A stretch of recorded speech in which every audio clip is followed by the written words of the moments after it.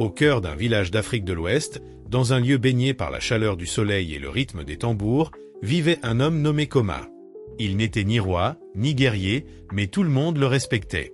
Car Koma était forgeron. De ses mains, il façonnait les outils qui nourrissaient les champs, les lames qui protégeaient les familles, les bijoux qui scellaient les mariages. Depuis des générations, le marteau de la famille Koma se transmettait de père en fils, comme un sceptre sacré. Mais l'âge alourdissait ses épaules, et Koma savait que le moment était venu de désigner son successeur. Il avait 3 fils. Bemba, l'aîné, était un colosse. Il portait des enclumes comme s'il s'agissait de paniers de mil, et tout le monde s'accordait à dire qu'il était la force incarnée. Yao, le cadet, était l'esprit de la famille. Curieux, malin, il passait plus de temps à lire les signes dans la braise qu'à battre le fer. Sidi, le benjamin, était discret. Il parlait peu, observait beaucoup, et ses gestes étaient toujours empreints de douceur.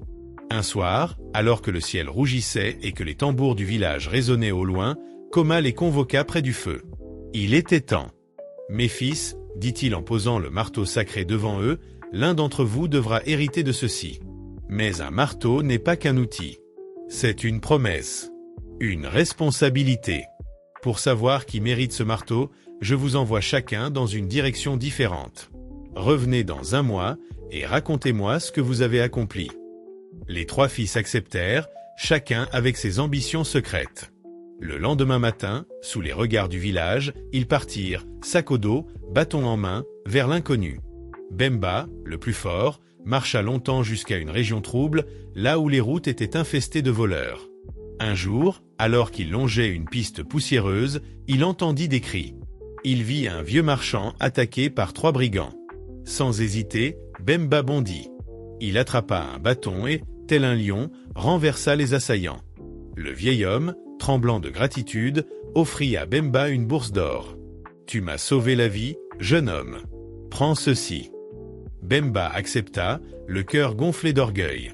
Il pensa, « Voilà une preuve que je suis le plus apte à porter le marteau. » Et il reprit la route, fier, la tête haute.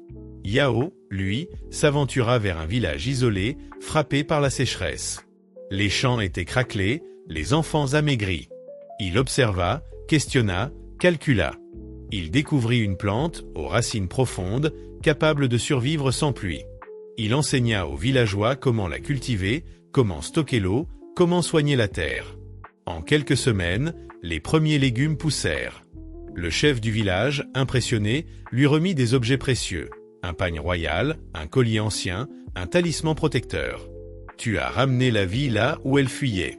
Prends ces présents en signe de notre reconnaissance. » Yao sourit. Il se dit, « Mon intelligence a nourri un peuple. Père comprendra. » Et il repartit, les bras chargés de présents. Sidi marcha longtemps, sans destination précise. Un jour, il trouva une vieille femme seule, assise devant une case effondrée. Elle ne demanda rien. Mais son silence disait tout. Il s'arrêta. « Puis-je vous aider ?» Elle hocha la tête. Et il resta. Jour après jour, il réparait le toit, balayait la cour, cultivait le champ abandonné. Il lui préparait ses repas, l'écoutait parler de ses souvenirs. 3 semaines passèrent ainsi. Un matin, elle lui dit simplement « Tu es un bon garçon. Va retrouver ton père. » Elle ne lui donna ni or, ni talisman. Seulement un sourire et une calebasse d'eau pour la route. Il s'inclina et repartit, léger, mais le cœur rempli. Le mois écoulé, les 3 frères revinrent au village. Le peuple les attendait, curieux de connaître le verdict. Bemba fut le premier à parler. Il raconta son combat, montra sa bourse d'or. Le village applaudit. Yao décrivit son œuvre agricole, exhiba ses présents. On le félicita avec admiration. Sidi, enfin, resta silencieux un instant. Puis il dit simplement « J'ai aidé une vieille femme. Elle n'avait rien.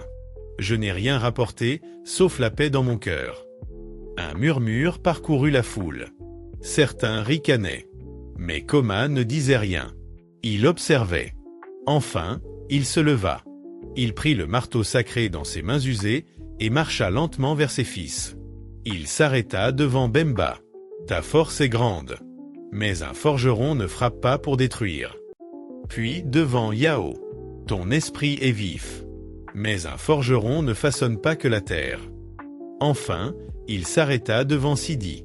Tu as réparé une maison. Tu as cultivé un champ. Tu as écouté un cœur. Tu n'as pas cherché à impressionner, ni à recevoir. Tu as simplement donné. Il tendit le marteau à Sidi. Tu es celui qui comprend. Un forgeron transforme le métal. Mais un vrai forgeron transforme les vies. Les deux autres baissèrent les yeux, puis vinrent poser la main sur l'épaule de leur frère. Le peuple applaudit. Même ceux qui doutaient comprirent alors. Depuis ce jour, on raconte cette histoire aux enfants du village. Sous l'ombre du vieux baobab, les anciens répètent. La force impressionne. L'intelligence fascine.